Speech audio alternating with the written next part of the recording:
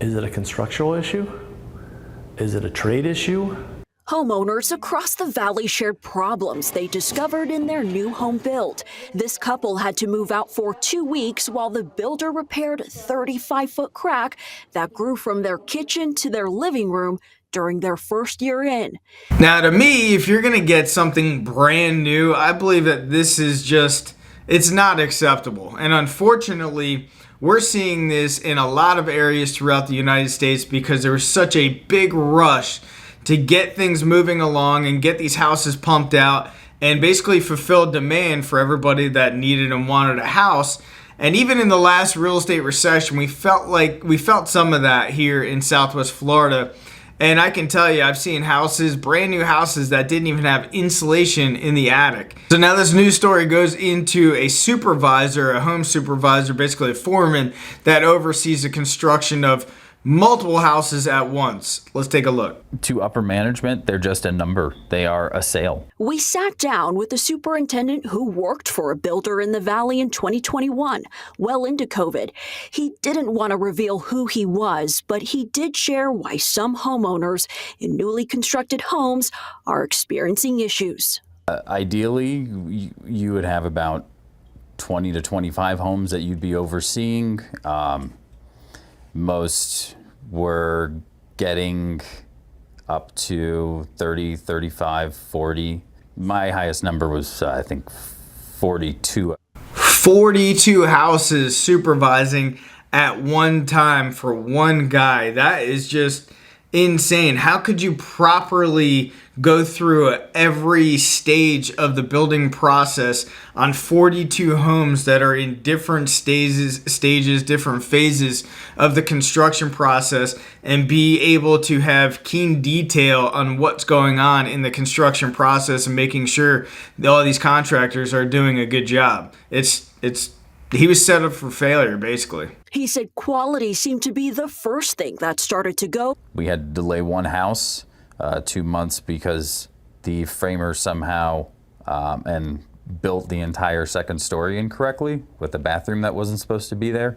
I mean, could you imagine basically looking at the plans and thinking you're building basically a completely different model, and you actually start building that model on the wrong house as a framer? Homeowners' debt-to-income ratio had fluctuated, and if we didn't close by the end of their loan lock, and they were going to have to re-evaluate their credit, they would actually no longer qualify for the home that's been delayed construction for months. I mean, I think we're seeing that across the United States right now with mass cancellations of people backing out of new construction builds because they locked into these 8, 7, 10, 12 months ago, and basically things just got aggressively delayed, and you can't lock your rate in many cases for a large extended period of time. So what happens was people that were relying on, say, 3.5% or 4% mortgage rates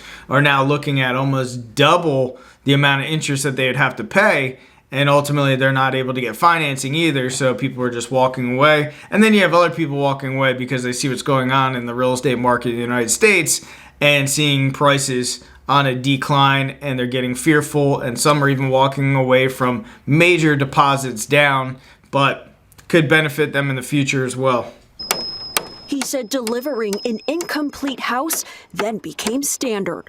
We were not allowed to ideally close a house if it had any items, but that became the normal, was to close houses with items and then to tell homeowners that they would be fixed after they had moved in. I mean, what a bad system to actually have for both the builder as well as the homeowner. I mean, as a homeowner, if you have an extensive punch-out list that needs to be complete, and you have different contractors coming into your home after you just moved all your furniture, you moved your family in, and you have these contractors coming in and out of your home to fix all the issues of brand new construction, it's got to be super frustrating. They, can compliment themselves about how many houses they close every month and every quarter, because to them that's success.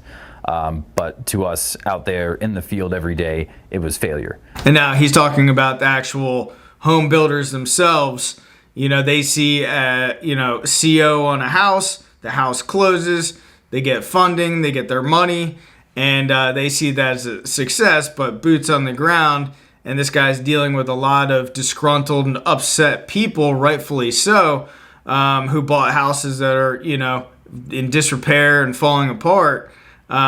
He has a completely different perspective, and unfortunately, you have a lot of higher ups, the suits, they're not boots on the ground. They're not out there walking these job sites. They're not out there talking to disgruntled homeowners. It's this guy that's got to be out there, and he's got to be the guy that's the face of everything, and he's the face of everybody being upset at, and that's got to be such a shitty position. That actually became the reason I quit. Was I called my boss and I just told him I couldn't do it anymore. I couldn't walk another house with a homeowner because I knew that the issues we were having were not going to be resolved. Good for him. Mad respect to that contractor, that foreman, for there's an ethical thing, there's a moral thing, there's so many things that guy was probably battling day in and day out, and also just the grief dealing with unfinished projects and the amount of dissatisfaction. I mean, how could you actually go back on a job site and feel proud of what you're doing daily if the product you're putting out is not superior in any sense? Question for you guys. Have you guys bought new construction? Have you guys dealt with anything like this? If you have, I'd like to hear about it. And for everybody that's out there looking at new construction, biggest tip I got to give you is get a home inspector, and if it's in bad shape, don't close until everything's done. And I know a lot of people are in a situation where they have rate locks and have to close, but it is a risk if you're closing a property and things are not done. They have no incentive either to get those things completed once you've closed on that property either, besides you just hounding them day in and day out on the phones. Anyway, I appreciate you guys watching, and I will see you guys on the next video. See you.